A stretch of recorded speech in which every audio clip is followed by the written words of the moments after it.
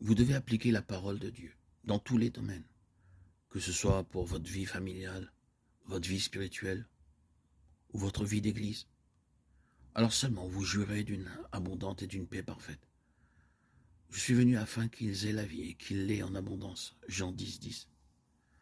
Alors seulement il peut donner une joie inexprimable et une pleine gloire, toute la puissance et tout le royaume. Christ est mon Canaan, il est ma satisfaction, et il me donne toutes choses en abondance. Il y a des chrétiens qui sont comme des rivières qui demeurent sèches pendant 10 mois de l'année, des rivières profondes, mais sans eau pendant 10 ou 11 mois. Puis la mousson arrive, et il y a de l'eau pendant un seul mois. Un cours d'eau peu profond qui n'a pas de vie. Christ veut donner toujours et partout la plénitude de son éternelle paix, de sa joie, de sa puissance. Un peu plus tard, à Canaan, vint la construction du temple. Dieu choisit David, et après beaucoup d'années de souffrance, le plan céleste lui fut donné. Chronique 28, 19. Dieu montra aussi à David l'emplacement du temple. David donna le plan et les matériaux à Salomon, et ce dernier construisit le temple.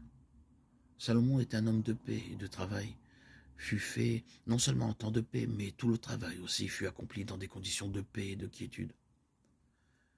Personne n'entendit un bruit de hache ou de marteau, jusqu'à ce que chaque petit détail donné dans le plan de Dieu fût achevé. Alors, le roi et le peuple apportèrent des sacrifices et des offrandes. Et soudain, le feu tomba du ciel et tout le temple fut rempli de la gloire de Dieu.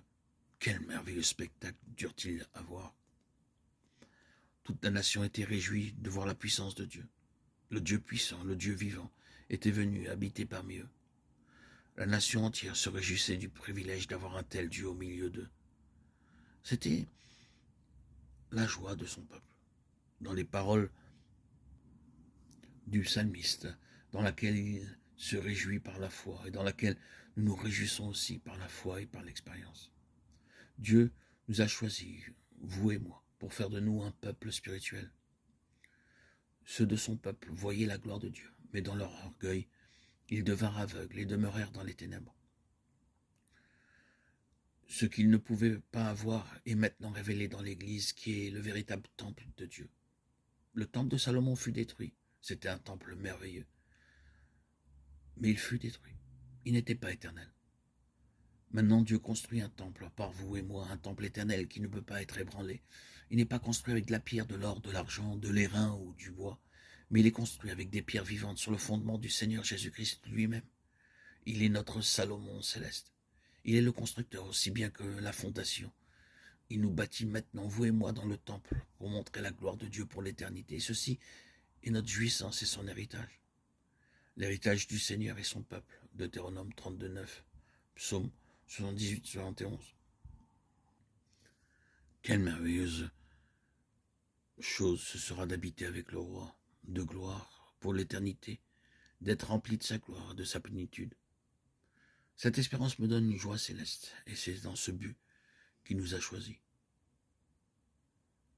Non pas pour faire de nous des membres d'un groupe ou d'une société terrestre quelconque, mais pour faire de nous des membres de son temple céleste, et nous donner une joie céleste pour l'éternité. C'est ma félicité, ma joie, mon espérance que je puisse précisément être membre du temple céleste, me réjouir dans la félicité du peuple de Dieu et dans la gloire de l'héritage de Dieu. Notez les étapes par lesquelles Dieu conduisit sa nation. Il conduisit Abraham, Isaac, Jacob en tant qu'individu, puis il conduisit son peuple en Égypte à travers le désert en Canaan pour construire le temple et la gloire de Dieu habita au milieu de son peuple avec une splendeur et une puissance céleste. Oh, réjouissez-vous car votre Sauveur vous aime. Il peut faire de vous sa nation céleste, plus grande que toutes les nations de la terre. Laissez-le vous conduire maintenant, alors vous connaîtrez vous-même la joie que le Seigneur peut vous donner lorsque vous chanterez les cantiques célestes. Vous serez remplis d'une joie inexprimable. Bien que je ne puisse chanter moi-même une seule note, j'apprécie la musique et les cantiques spirituels. Quand j'entendis pour la première fois les premiers chants haïtiens, je me suis senti au ciel, emporté, happé, par ces chants qui semblaient d'une harmonie tellement céleste. Mais la musique du ciel est bien plus glorieuse. Oh, venez à Dieu. Laissez-le-vous choisir qui que vous soyez, quelle que soit la honte de votre vie, la grandeur de vos péchés, humiliez-vous et confessez-les, afin que vous puissiez devenir dans la main de Dieu, son vase élu. Dites de tout votre cœur, Seigneur, je ne suis pas digne de venir à toi, parce que je suis si sale, si souillé, mais je peux entendre ta voix et ton invitation pleine d'amour.